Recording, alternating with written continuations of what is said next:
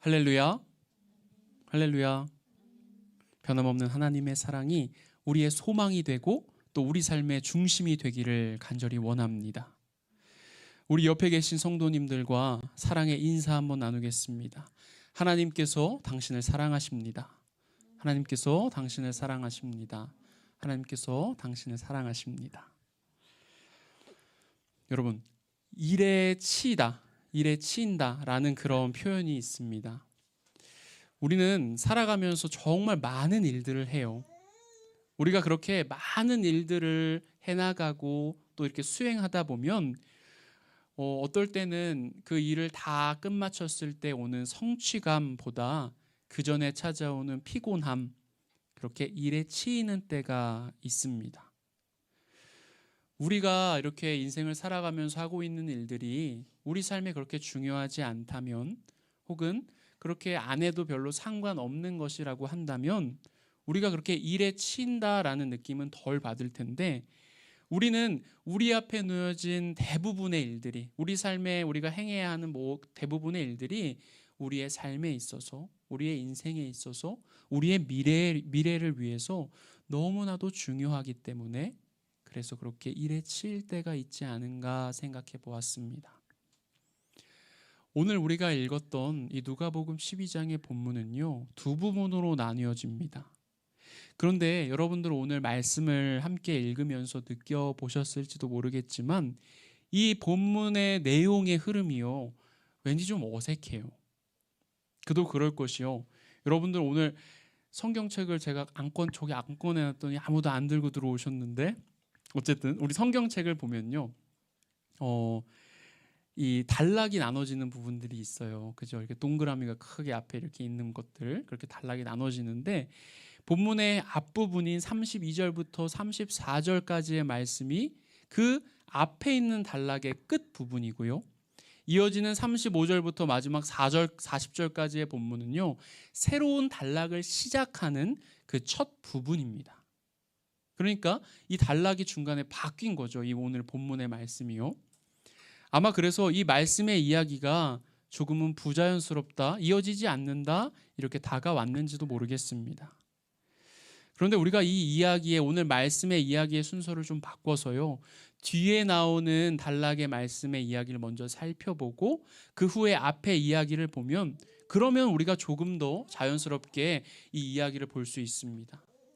그래서 오늘 우리는 뒷이야기를 먼저 살펴보고 그 후에 앞의 이야기와 연결지어서 이 말씀을 통해서 하나님께서 우리에게 주시고자 하는 그 말씀의 은혜를 나눠보고자 합니다.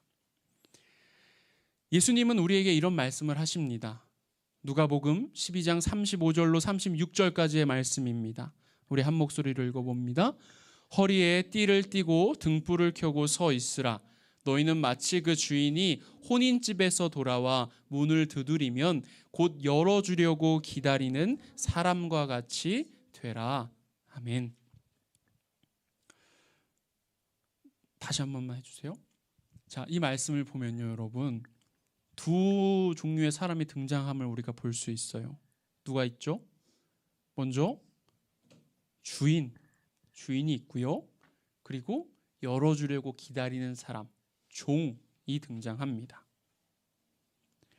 지금 우리가 살아가는 우리 이 시대에서는요, 종과 주인, 이와 같이 완벽히 이렇게 주종 관계를 형성하고 있는 그런 관계를 우리가 찾아보긴 좀 어렵습니다.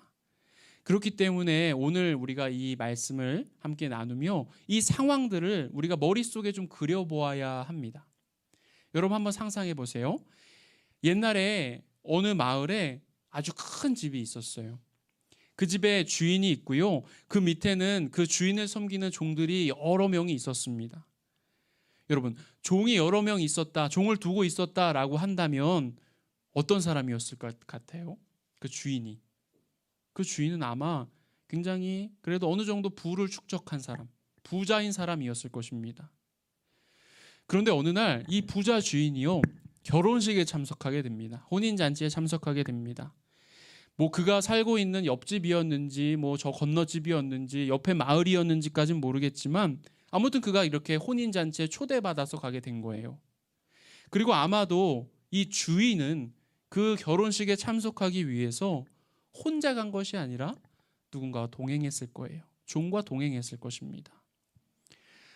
당시 이 유대 사회에서의 혼인 잔치라는 것은요, 낮에 행해지기보다는 대부분 밤에 진행되었습니다. 등을 앞에 들어주고 길을 비춰줄 수 있는 존재가 주인에게 분명히 필요했을 것이고요. 잔치를 초대받아서 가는 그 길에 어떻게 빈손으로 갑니까? 선물이라도 하나 가져가야 할 텐데 선물을 들고 갈 수 있는 그러한 존재 또한 주인에겐 필요했을 거예요. 그렇게 이제 주인은 종들을 대동하고 이렇게 혼인잔치에 참석하고 혼인잔치가 잘 마쳐지게 됩니다. 그렇게 기분 좋게 잔치를 마친 후에 그는 꽤 늦은 시간이 되어서야, 밤에 잔치가 시작했잖아요. 그러니까 꽤 늦은 시간이 되어서야 집으로 돌아오게 되었을 거예요. 여러분들 혹시 한국에서 계실 때, 한국에서 생활하실 때, 부모님과 함께 사실 때 있잖아요. 부모님과 함께 사실 때 집에 좀 늦게 들어가 보신 적 있으십니까? 있으세요? 아나스타샤는 혹시 집에 늦게 들어가 본 적 있어요? 있어요? 벌써 있어요? 네, 그래요. 대부분 늦은 시간에 가족들이 모두 이렇게 잠들어 있을 시간에 집에 이렇게 들어가게 되면 어떻게 들어갑니까? 조용히 들어갑니다. 그 현관문을 누르는 비밀번호 소리가 너무 크게 들려요. 그렇죠? 그리고 문을 탁 닫으면 또 삐리릭 하잖아요. 그 소리가 너무 힘들어요. 그죠? 저는 어떻게 아는지 모르겠지만 어쨌든 네. 이렇게 현관문 소리도 안 나게, 그리고 집에 들어가서도 최소한의 불만을 켜고, 뭐 핸드폰 이렇게 그거를 켤 수도 있고 아니면 내 방 불만 켤 수도 있습니다. 이렇게 최소한으로 이렇게 하고 조용히 하고 잘 준비를 하게 됩니다. 왜 그렇습니까? 함께 살고 있는 내 사랑하는 가족들이 이미 이렇게 잠들어 있는 가족들의 그 잠을 우리가 방해하게 될까 봐 이렇게 우리가 합니다. 혼날까 봐 그러기도 하죠. 어쨌든 방해하게 될까 봐 우리가 이렇게 조용히 들어가고 조용히 잘 준비를 하게 됩니다.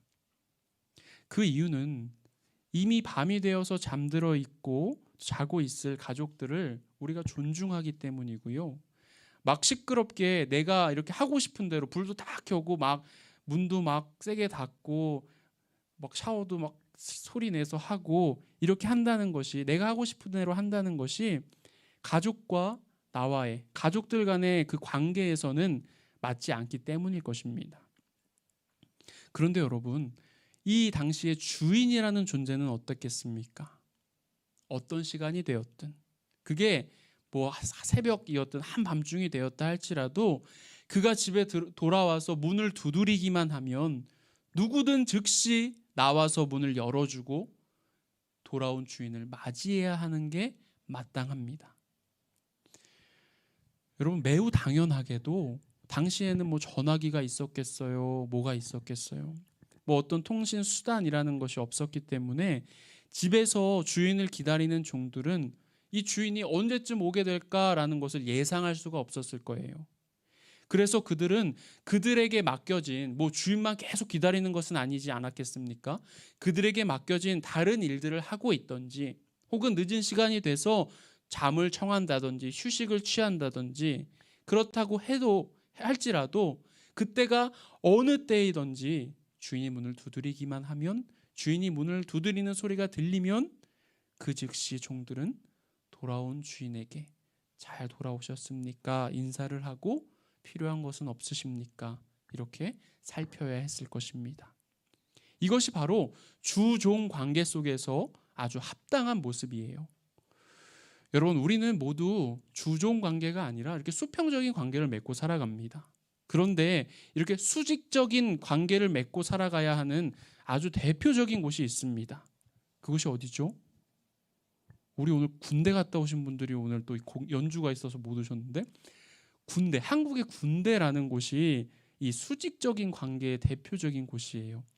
저 설교 말씀 전할 때 우리 여성 성도님들이 많아서 축구 얘기, 군대 얘기 잘 안 하려고 하는데 뭐 어쨌든 오늘 오랜만에 한번 해봅니다.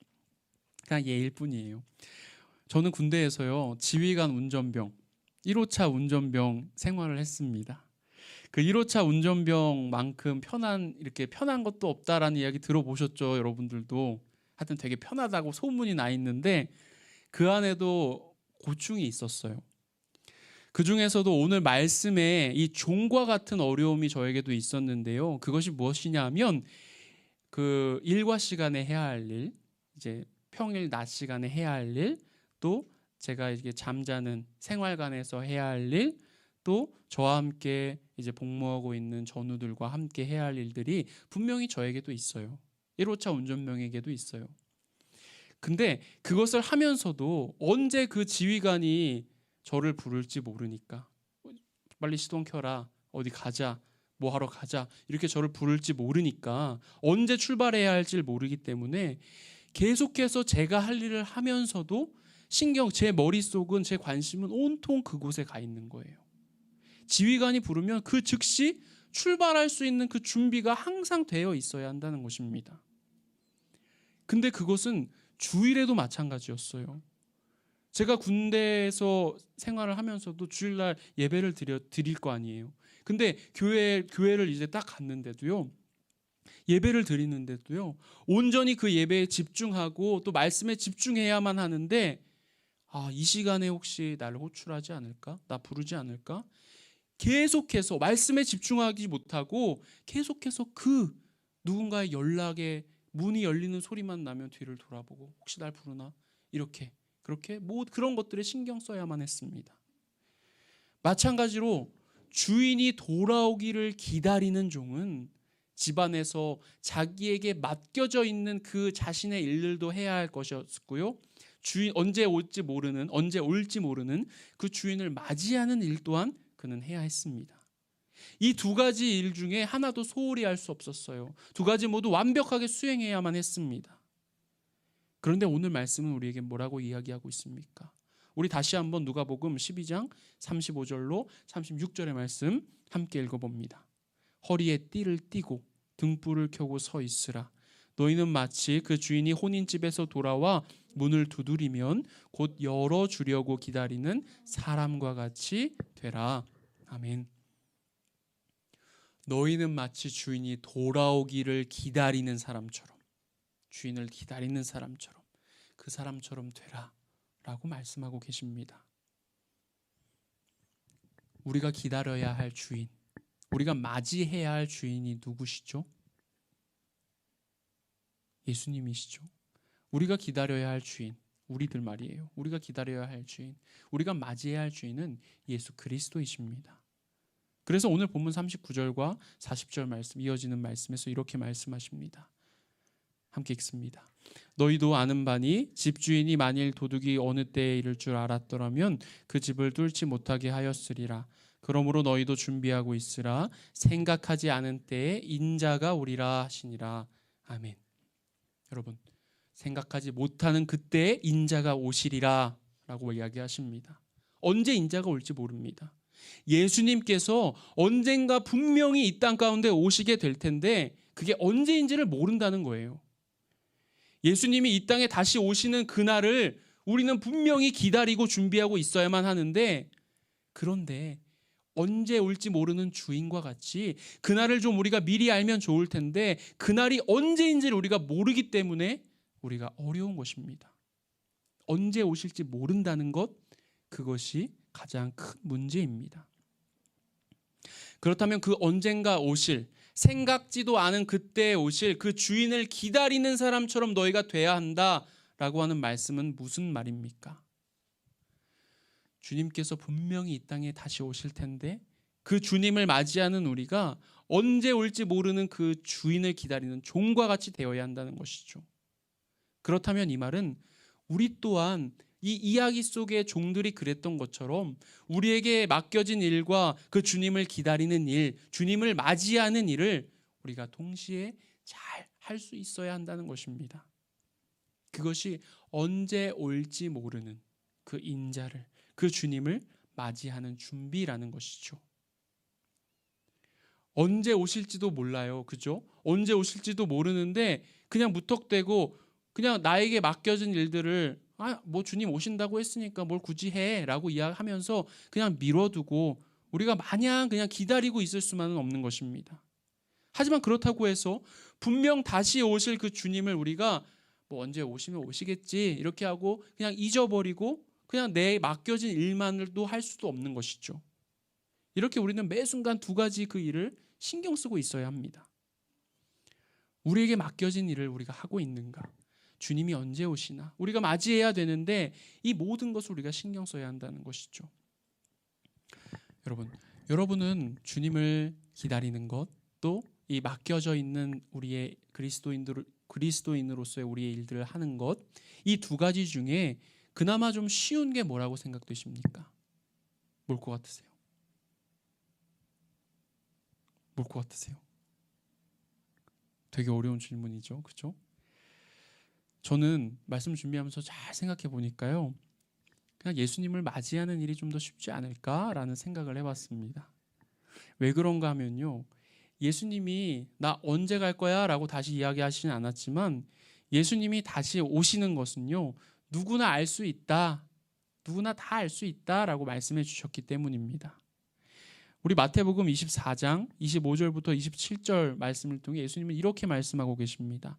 마태복음 24장 25절로 27절의 말씀 제가 읽습니다.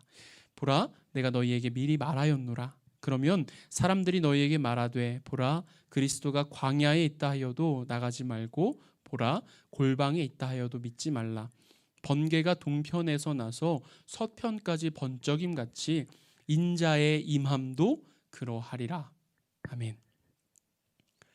예수님이 이 땅에 다시 오실 그날에, 그때에 번개가 동편에서 서편까지 번쩍임 같이 그렇게 모든 사람이 다 알 수 있게 오신다 말씀하십니다.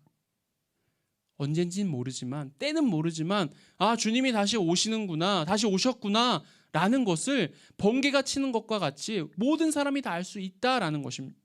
모든 사람이 다 알 수 있다 말씀하신 것입니다. 특정한 사람들에게만 몰래 오셔서 비밀리에 오셔서 얘들아 내가 왔어 이렇게 속삭이시는 것이 아니라는 거예요. 그러니까 주님이 오시는 것은 누구나 알 수 있기에 우리 또한 그것을 알 수 있을 것이고 우리는 그 주님을 분명 맞이할 수 있게 될 것입니다. 그렇기 때문에 저는 오늘 말씀을 통해서 우리가 두 가지를 다 소홀히 하면 분명히 안 되겠지만 우리에게 맡겨진 일이 무엇인가라는 것에 주목해 보았습니다. 우리는 분명 우리에게 맡겨진 일을 해야 해요. 하고 있어야 합니다. 그거 안 하고 있으면서 주님이 뭐 나중에 오시겠지, 그 전에만 하면 되잖아, 나중에 이렇게 밀어두고 있으면 안 됩니다. 주님이 언제 오실지 모르는데 우리에게 맡겨진 일을 해놓아야 하니까 그래서 우리가 그거에 집중해야 되겠다라고 이렇게 생각해 본 거예요. 우리에게 맡겨진 일, 그 일이 무엇인지를, 그리고 그 일을 어떻게 감당할지 거기에 저의 생각이 집중되었습니다.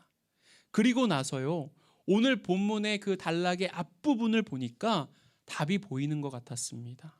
우리 본문의 앞부분을 보면 33절과 34절에서 예수님은 이렇게 말씀하고 계십니다. 누가복음 12장 33절로 34절까지의 말씀 한 목소리로 봉독합니다. 너희 소유를 팔아 구제하여 낡아지지 아니하는 배낭을 만들라.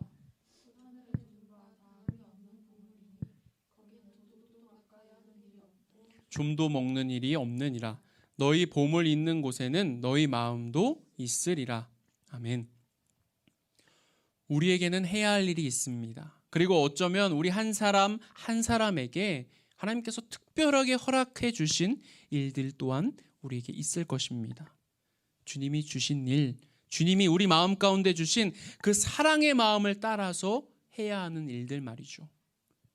그 많은 일들 중에서 오늘 예수님은 한 가지를 예로 들고 계십니다. 오늘 예수님은요, 재물에 대해서 말씀하고 계십니다. 재물, 쉽게 말해서 돈. 돈을 우리가 어떻게 사용해야 하는가, 그리고 어떻게 생각해야 하는가, 그것을 한 가지 그냥 예로 말씀해 주고 계십니다. 이 말씀을 통해서 우리는 여러 가지를 깨닫게 됩니다. 첫 번째는 이런 거예요. 돈은, 재물은 나만을 위한 것이 아니라는 것입니다. 내가 더 많이 가지기 위해서 노력해야 하고, 내가 더 많이 써야 하고, 더 많이 소유하고 재물을 쌓아두는 것, 그것은 주님께서 우리에게 맡겨주신 일이 아니에요. 주님께서 우리에게 그렇게 하라고 이야기하신 적이 한 번도 없습니다. 여러분, 이 세상이 돌아가는 현상을 한번 보십시오. 갈수록 세상은요, 빈익부, 빈익빈, 부익부, 그죠? 가진 사람이 더 많이 갖게 되고 없는 사람은 계속 없게 되는 이러한 현상들이 심해지고 있습니다. 잘 사는 자와 그렇지 못한 자의 격차가 점점 벌어지고 있어요. 돈에 점점 더 많은 것들이 집중되고 세상의 모든 것들이 돈에 모여들고 있습니다. 이것은 절대로 정상적이라고 말할 수 없습니다. 가진 사람에게 더 집중되는 구조, 분명히 잘못된 구조입니다. 여러분, 그렇다고 해서 제가 누구처럼 우리가 다 걷어서 다 꼭 공평하게 나눠 갖자라고 이야기하는 건 아니에요. 그런 말은 아닌데, 지금의 이 빈부의 격차를 해결하기 위해서는 가진 사람이 베풀 수 있어야 한다는 것입니다. 예수님께서 우리에게 말씀하십니다. 내게 있는 것을 팔아 가난한 사람들에게 주라 라고 이야기하십니다. 이렇게 우리는 우리가 가진 작은 것 중에 그 일부일지라도 다른 사람에게 줄 수 있어야 합니다. 그것이 바로 우리가 해야 할 일 중에 하나입니다. 두 번째, 재물, 돈이라는 것은요, 영원하지 않습니다. 왜냐하면 여러분, 세상은 변하거든요. 변화되는 그 세상 가운데서 끝까지 그 가치를, 가지고 있는 가치를 변함없이 유지하기란 무척 어려운 일입니다. 지금 뭐가 가치가 제일 좋죠? 다이아가 제일 비싸겠죠? 제가 알기론. 다이아가 제일 비싸다고 해봐요. 그 최고의 가치라고 여겨지는 그것이 언젠가는 그 값어치가 떨어지게 될 수도 있습니다. 그냥 돌덩이가 될 수도 있어요. 심지어는 지금 최고의 가치로 여겨지던 것이 그냥 아무짝에도 쓸모없는, 저 길가에 놓여 있는 그냥 모래와 같이 쓸모없는 것이 될 수도 있는, 모래와 같이 그렇게 보이는 그런 것이 될 수도 있는 것입니다. 여러분, 아주 맛있는 케이크를 여러분들이 선물 받았습니다. 친구들이 집에 놀러 왔는데 그 케이크 혼자 먹고 싶어서요, 그 케이크를 냉장고 깊숙이 넣어두고 친구들하고 안 나눠 먹었습니다. 그렇게 친구들이 이제 잘 놀고 돌아가고요, 원래 그날 저녁에 먹으려고 그랬는데 친구들이 또 잠을 자고 간다네요. 그래서 그날 못 먹었어요, 결국에. 그리고 그 다음 날이 돼서 친구들이 이제 돌아가고 다음 날이 돼서 냉장고 깊숙이 있는 그 케이크를 꺼내 보니까요, 맛있게 보이던 크림들이 다 녹아 있고 빵에는 곰팡이가 끼어 있었습니다. 여러분, 그 전날 친구들이 놀러 왔을 때 친구들과 함께 먹었더라면 아주 맛있는 케이크를 함께 맛보고 나도 행복하고 친구들도 행복할 수 있었을 거예요. 하지만 지금의 이 케이크는요, 그냥 빨리 버려야만 하는, 빨리 치워야만 하는 그런 것일 뿐입니다. 예수님은 우리에게 우리의 이웃을 사랑하고 또한 그들과 그것을 나눌 때, 나의 것을 나눌 때 그 안에 큰 기쁨과 하늘의 상급이 있다라고 말씀해 주셨습니다. 나눌 때 얻을 수 있는 기쁨과 우리가 하나님 나라에 쌓을 수 있는 그 상급은요, 변하지도 않고요, 사라지는 것도 아닙니다. 여러분, 이것이 더욱더 필요한 투자이고 더 값진 투자입니다. 없어질 것을 주고요, 영원할 것을 얻는 투자입니다. 예수님은 누가복음 6장 34절과 35절에서 이렇게 말씀하십니다. 누가복음 6장 34절과 35절 말씀 표준 세번역으로 함께 읽습니다. 읽어봅니다. 도로 받을 생각으로 남에게 꾸어주면 그것이 너희에게 무슨 장한 일이 되겠느냐. 죄인들도 고스란히 되받을 요량으로 죄인들에게 꾸어준다. 그러나 너희는 너희 원수를 사랑하고 좋게 대하여 주고 또 아무것도 바라지 말고 꾸어 주어라. 그러면 너희는 큰 상을 받을 것이요 자녀가 될 것이다. 그분은 은혜를 모르는 자들과 악한 자들에게도 인자하시기 때문입니다. 아멘. 우리가 받을 생각 없이 받지 못한다 할지라도, 우리에게 되돌려주지 못한다 할지라도 다른 사람에게 주면 그 사람에게서 받지 못할 수도 있어요. 말씀드린 것처럼 우리는 비록 작은 것을 주더라도 하나님께서 우리에게 더 큰 것으로, 더 영원한 것으로 주시겠다 약속하고 계십니다. 더 값진 것에 투자하는 것, 더 중요한 것을 얻어내는 것, 영원한 것을 바라보는 것, 그것이 바로 우리가 해야 할 두 번째 일입니다. 마지막으로 우리는 무엇을 할 수 있는가 하면, 재물은 우리의 마음을 빼앗는다라는 것을 우리가 알 수 있습니다. 여러분 아마 공감하실 거예요. 돈이라는 것이 굉장히 우리의 마음을 기쁘게도 하는 반면에 우리의 마음을 정말 빼앗아가는 것 중에 가장 큰 것입니다. 나는 그렇지 않아. 돈이 아무리 많더라도 나는 그 돈 때문에 내 마음이 빼앗기지 않아. 누구 한 사람도 그것을 그렇게 자신 있게 이야기할 수 없을 것입니다. 예수님도 이렇게 말씀하십니다. 누가복음 16장 13절에서 말씀하십니다. 제가 읽습니다. 한 종이 두 주인을 섬기지 못한다. 그가 한쪽을 미워하고 다른 쪽을 사랑하거나 한쪽을 떠받들고 다른 쪽을 업신여길 것이다. 너희는 하나님과 재물을 함께 섬길 수 없다. 아멘. 여러분, 돈이라는 게요, 많으면 많을수록 정말 좋겠죠. 그리고 재물이 풍족하면 우리의 삶도 좀 편안해지는 것, 그것도 사실일 것입니다. 하지만 많은 만큼, 돈이 많은 만큼 그만큼 우리는 거기에 더 많은 우리의 관심을 빼앗기게 됩니다. 우리의 마음을 빼앗기게 되어 있습니다. 그러면 거기에 우리의 마음을 온통 빼앗기게 되면 어떻게 될까요? 하나님을 향한 우리의 마음이 점점 작아지게 됩니다. 점점 사라져 버리게 됩니다. 물질이라는 것은요, 하나님께서 우리에게 허락해 주신 아주 소중한 선물입니다. 하지만 이 삶의 수단인 물질에 지나치게 집착하고 내 자신이 이것을 소유하고 쌓아두려고 할 때 그때 문제가 발생하게 됩니다. 왜냐하면요, 물질이 우상이 되어버리기 때문에 그렇습니다. 물질은 그 자체가 악하거나 부도덕한 것이 아닙니다. 하지만 그 물질이라는 것을 사랑하고 물질에 욕심내는 것, 그것이 바로 죄이고 그것이 문제라는 것입니다. 하나님을 섬기는 것, 하나님과 재물 두 주인을 함께 섬기지 아니하고 하나님만을 섬기는 것, 재물이라는 것은 그냥 내 삶의 수단에 불과하다는 것, 우리가 이것을 깨달아야 합니다. 그것이 우리가 해야 할 일이라는 것입니다. 이렇게 오늘 예수님께서는 재물이라는 것을 예로 드셔서 말씀하고 계시지만 그것은 아까 이야기했다시피 정말 작은 하나의 예일 뿐입니다. 그러니까 결국 이 재물의 예를 통해서 우리가 알게 되는 것은 바로 이것입니다. 먼저 하나님이 말씀하시고 이루실 그 하나님의 나라를 이 땅 가운데 우리가 이루고 살아간다는 것이 우리가 해야 할 일이라는 거예요. 그리고 변하지 않는 영원한 것을 바라보고 그것을 우리가 알고 그것에 집중하고 그것을 바라보고 살아갈 수 있다는 것, 살아가야 한다는 것, 그것이 우리가 해야 할 일이라는 것입니다. 마지막으로 하나님께로 향한 우리의 마음이, 하나님을 향한 우리의 마음이 다른 것에 현혹되고 다른 것에 마음 빼앗기지 않도록 우리가 그 마음을 지키는 것, 그것이 바로 우리가 해야 한다는 것입니다. 주님은 너희들은 그것을 해야 한다라고 오늘 말씀을 통해 이야기하고 계십니다.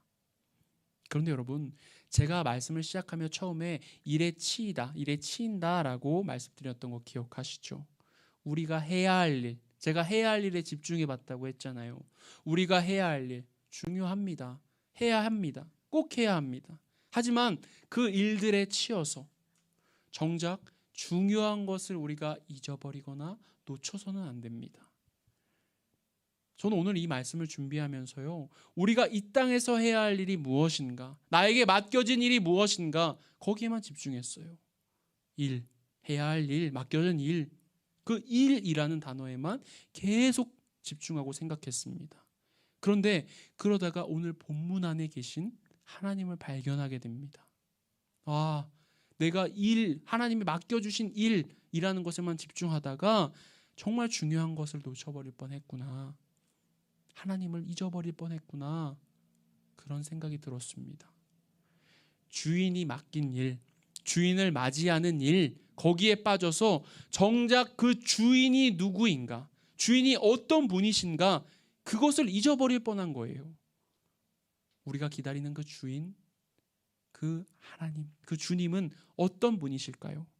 오늘 본문 32절은 이렇게 말씀하고 있습니다. 함께 읽습니다.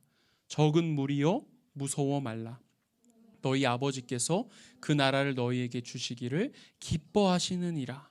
아멘. 다시 한번 읽어볼까요? 적은 무리여 무서워 말라. 너희 아버지께서 그 나라를 너희에게 주시기를 기뻐하시느니라. 아멘. 하나님은 당신의 나라를 우리에게 주기를 주저하거나 망설이지 아니하시고 너희에게 주기를 기뻐하신다라고 말씀하셨습니다. 당신의 나라를 우리에게 주시는데, 우리에게 베풀어 주시는데 하나님은 그것이 기쁘시대요. 하나님께서는 이렇게 기꺼이 우리에게 그 하나님의 자신의 나라를 내어주시는 분이십니다. 그렇기 때문에 우리는 지금 하나님의 나라를 살아갈 수 있는 것이죠. 비록 완전하진 않지만 주님이 오셔야 하나님의 그 나라가 완전하게 완성되겠지만, 그때까지 우리는 그럼에도 불구하고 하나님의 나라를 우리가 기쁨으로 살아갈 수 있게 되는 것입니다. 왜냐하면 하나님이 우리에게 그 하나님의 나라를 주신다는 것에 기쁨을 느끼시기 때문에 그렇습니다.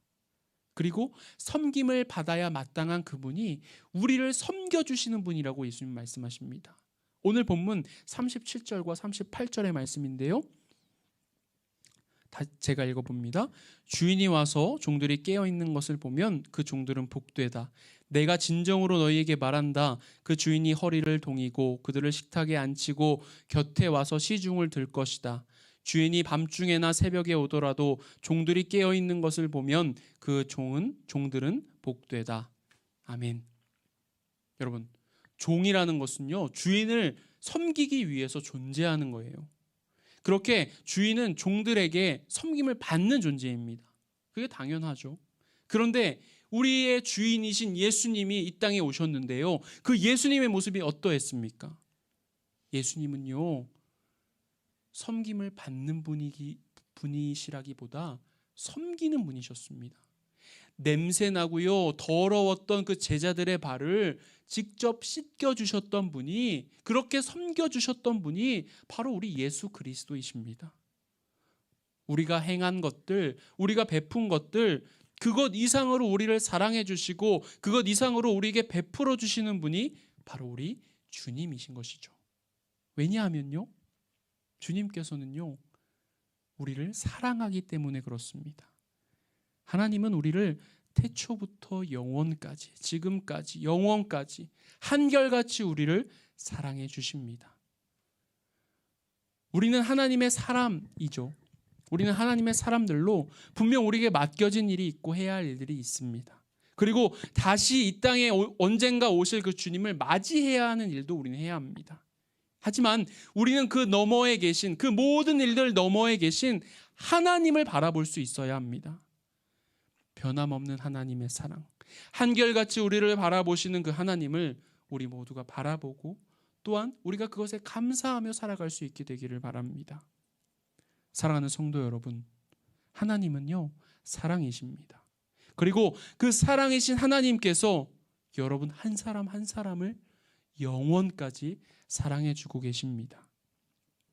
우리 모두가 정말 우리 앞에 놓여 있는 그 모든 일들 너머에 계신 하나님의 그 사랑을 기억하고 또한 그것에 감사하며 우리를 향한 그 하나님의 사랑에 만족하고 기뻐하며 살아갈 수 있게 되기를 간절히 기도하고 소망합니다.